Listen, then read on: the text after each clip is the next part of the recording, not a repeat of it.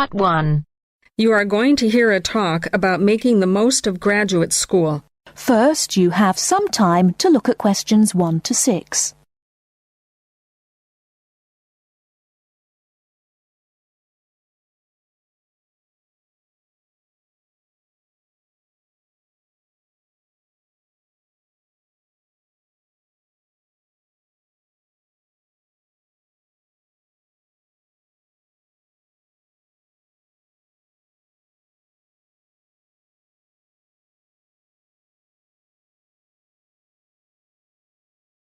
Now listen carefully and answer questions 1 to 6.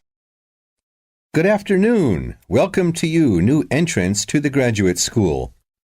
My job now is to give you the graduate school survival guide and make some concise suggestions for getting the most out of your relationship with our research supervisor, getting the most out of what you read, and making continual progress with your research. First, your relationship with your supervisor. This is fundamental. Meet regularly. You should expect to meet once a week or at least every other week because this will give you the motivation to make progress and also keeps your advisor aware of your work. Prepare for your meetings. Come to each meeting. Also, bring the notes from your previous meeting together with a list of any upcoming deadlines. Make a plan for what you hope to get out of each meeting. After the meeting, email your supervisor a brief summary. Include a list of major topics discussed, a list of what you agreed on, a note of any advice you may not want to follow, and a new summary of what you are planning to do. This helps avoid misunderstandings and provides a handy record of the progress of your research. Add a to-do list for yourself and your supervisor, including a reading list. Finally, add the time and date for the next meeting. My second main piece of advice is to keep your supervisor informed. Show him or her the results of your work as soon as possible. This helps your supervisor understand your research and identify any potential points of conflict early in the process. Include summaries of your work, including any results of experiments, and also anything you write about your research. Thirdly, communicate clearly. If you disagree with your advisor, state your objections and concerns clearly and calmly.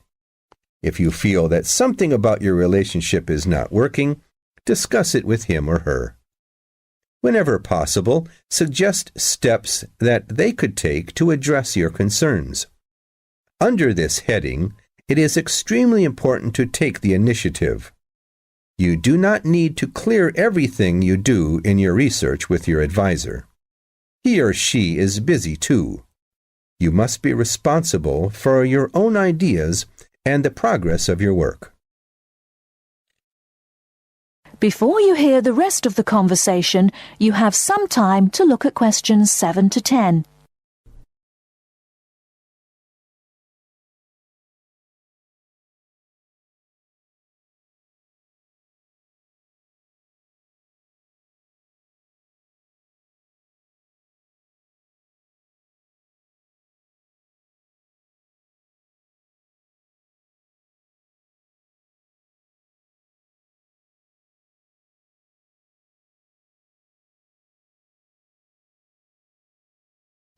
Now listen and answer questions 7 to 10.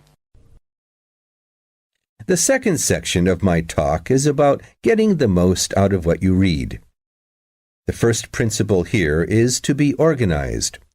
Keep an electronic bibliography with notes and pointers to the paper files. Keep and file all the papers you have read. Point 2. Be efficient. Only read what you need to. Start by reading only the conclusion, scanning figures and tables, and looking at their references. Read the other sections only if the paper seems relevant or you think it might help you get a different perspective. Skip the sections you think you already understand. These are often the background and motivation sections. It's of critical importance to take good notes on every paper you find worth reading. Note especially what problem the author is trying to solve, what approach they take to the problem, and how their approach differs from other approaches. Next, summarize what you have read on each topic.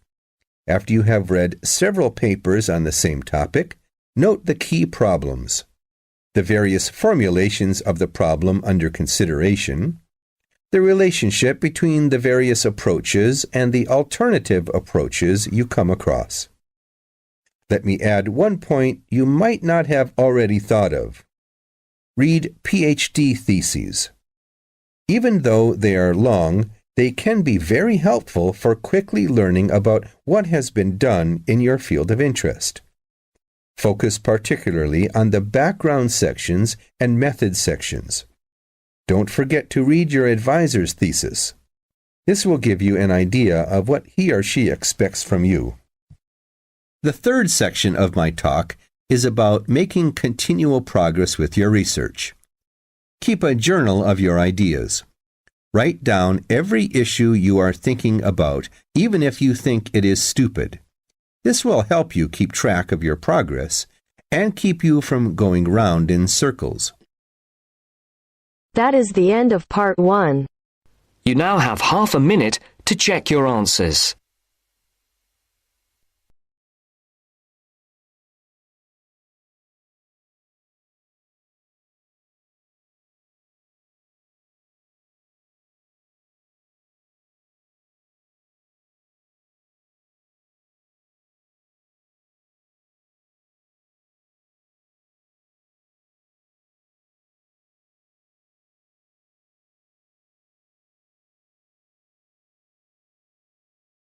Now turns to part 2.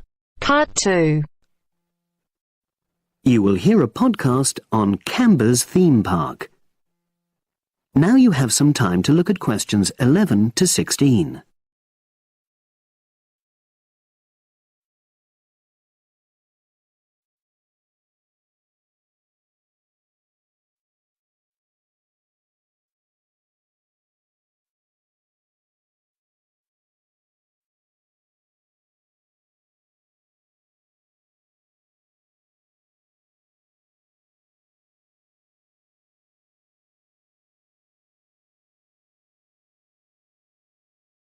Now listen and answer questions 11 to 16.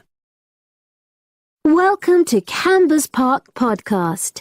In the next few minutes, I'll tell you a little about the park and the amazing things we have to offer. We like to think that Canberra's offers more than other theme parks. Like them, we have a variety of exciting rides for people of all ages, but Canberra's also places strong emphasis on the educational experience for its visitors. Not boring facts, but lots of interactive exhibits. Although it's mainly an outdoor experience, we do have some indoor activities if the weather gets too dreadful. The park's got a lovely, well-established feel, set in 80 acres of beautiful countryside, about 3 miles south of the tourist resort of Dulchester.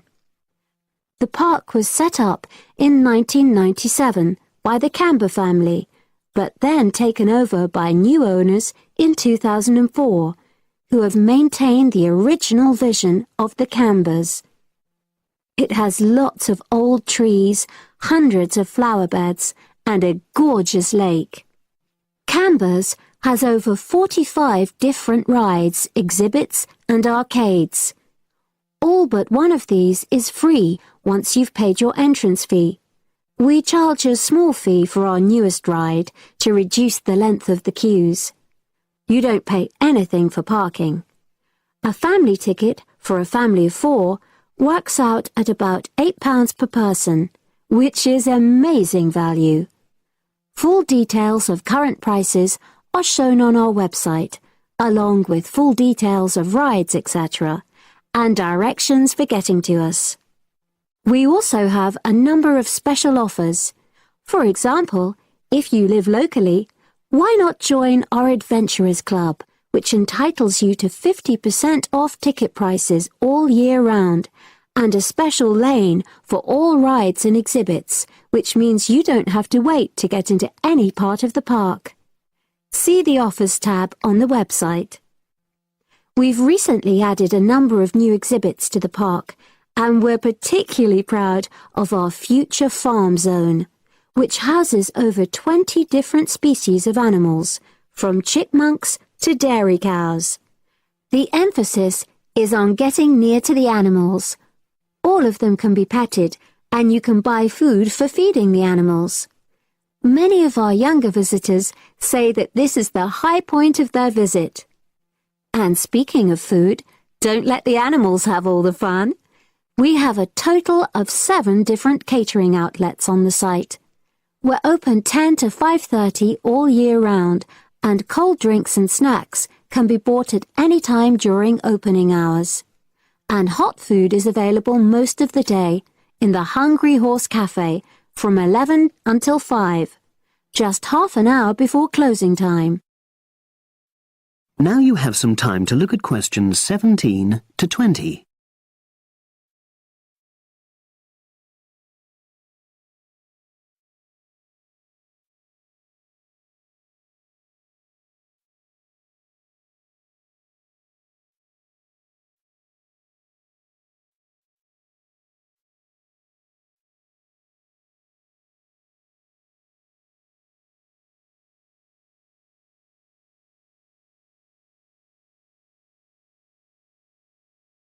Now listen and answer questions 17 to 20.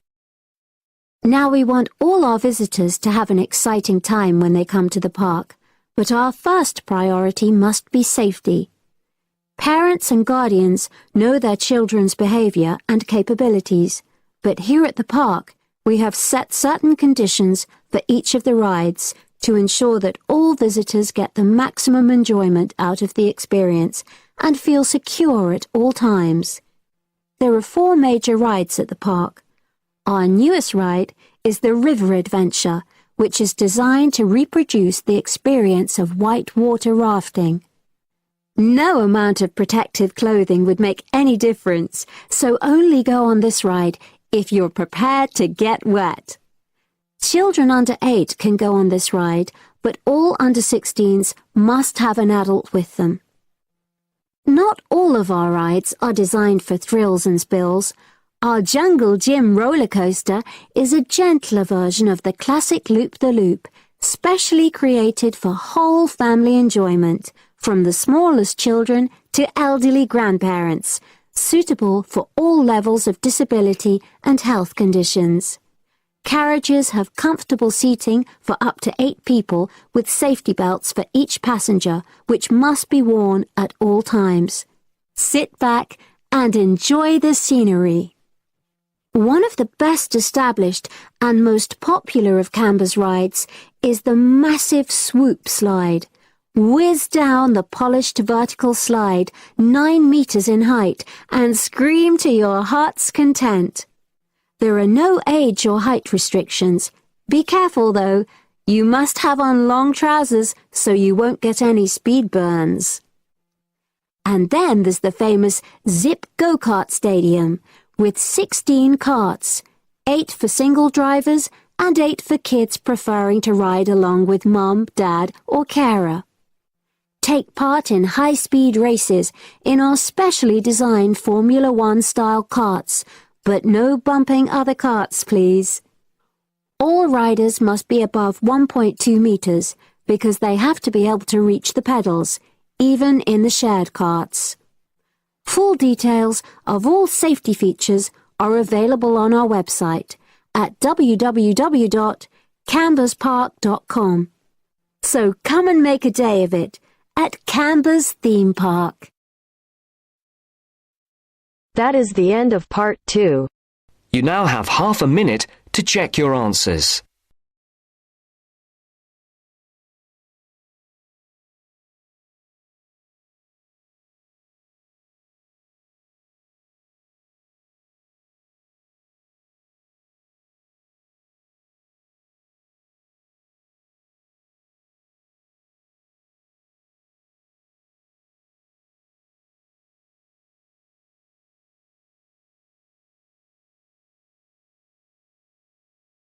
Now turns to Part 3.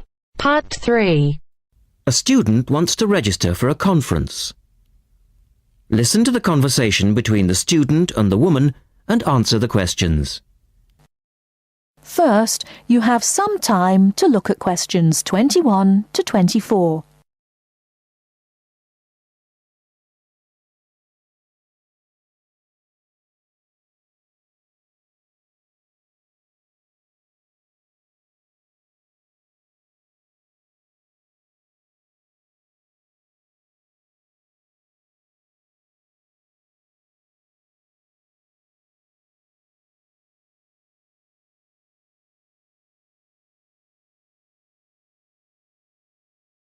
Now, listen carefully and answer questions 21 to 24. Good morning. Can I help you? Yes. Is this where we register for the Beyond 2000 conference? Yes. What's your name and I'll get your conference bag. Well, I haven't actually registered yet. I was told I'd be able to register today, so I hope that's okay. I've just arrived in Melbourne. That should be fine if you're a student. I'll need to take your details though. So, can I have your full name? Yes, sure. It's Melanie Mitchell. Is that Mitchell? Yes, that's right. And that's Ms., not Miss. OK, fair enough. And what's your address, Melanie? I live in student accommodation at Sydney University, so my address there is Room 66, Women's College, Newtown. OK. And which faculty are you studying in? I'm in the Faculty of Education. I'm doing a Master's in Primary School teaching. Right. And may I see your student card because I need to verify that you're a current student? Yes, sure. Here it is. My number is 994578ED. The woman asks the student some more questions about the conference. Before you hear the rest of the talk, you have some time to look at questions 25 to 30.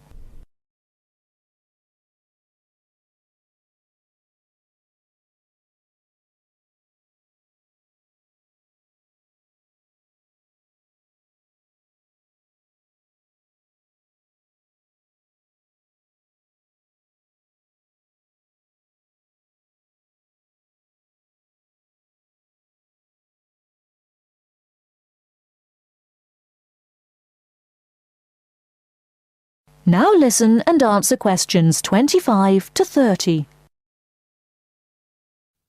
OK. Now, do you want to attend all 3 days? The conference runs from Thursday to Saturday. Yes, I think so, if I can afford it. What does it cost? Well, you're eligible for a student discount, which makes it $15 for a day registration or $40 for the 3 days, though it is possible to register for half a day only. I'll register for all 3 days, please. Good. Now, will you be requiring accommodation while you're here in Melbourne? Yes, I suppose I will. What's available? Well, we have several levels of accommodation. You can share a room with another student for $25 a night. Or you can have your own room but share the bathroom. I believe it's just down the corridor. That's $45. Right. Or you can have a single room with your own bathroom. I don't mind sharing a room. On second thoughts, yes, I do. I'll have my own room, but I'll share the bathroom. Right. Now, the conference fee does not include meals, though you do get tea and coffee in the breaks.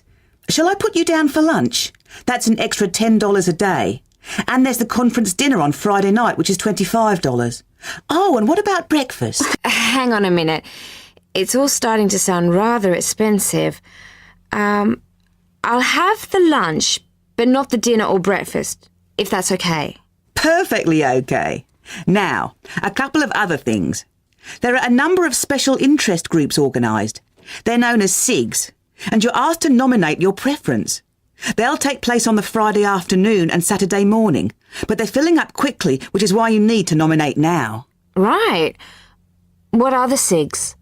Well, there are 6 altogether. Let's see. On Friday, you have a choice between computers in education or teaching reading skills. or a session on catering for the gifted child. Oh, they all sound interesting. But technology in the classroom is really my area of interest, rather than reading. So I'll go for that. I can probably read up on the gifted child topic myself. Right. And then the Saturday options are a session on cultural differences, or there's music in the primary curriculum, or you could go to the one on gender issues in the classroom. Wow!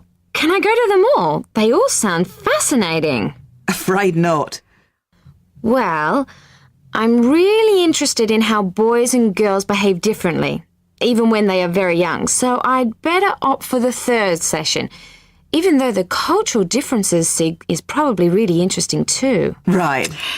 And the music option would be interesting. And how would you like to pay? We accept most credit cards or bank cheques, but not personal cheques, I'm afraid. Been caught out too often before. And cash, of course. We never say no to cash. I'll have to put it on my card because I don't have enough cash on me right now. That's fine. Enjoy your time here with us in Melbourne. That is the end of part 3. You now have half a minute to check your answers.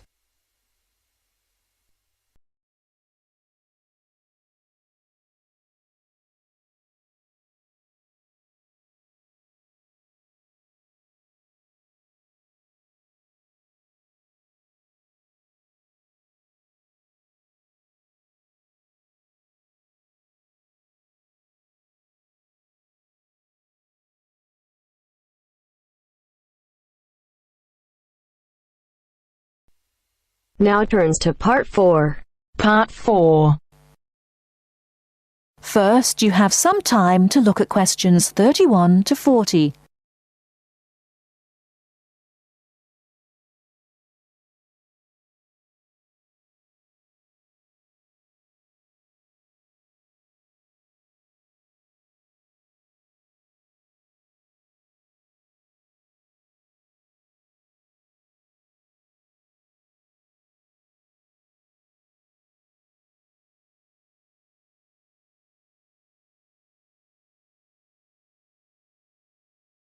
Now listen carefully and answer questions 31 to 40. Good afternoon. I'm glad you all found your way here. Now I'd like Dr. Wallace to introduce us to the Arboretum. Good afternoon. Although at first glance the Arboretum may look like a park, it is a research and teaching facility that also provides a place for people to develop a positive relationship with nature. When then University of Wisconsin-Madison purchased the land, mostly during the 1930s, much of it bore little resemblance to its pre-settlement state.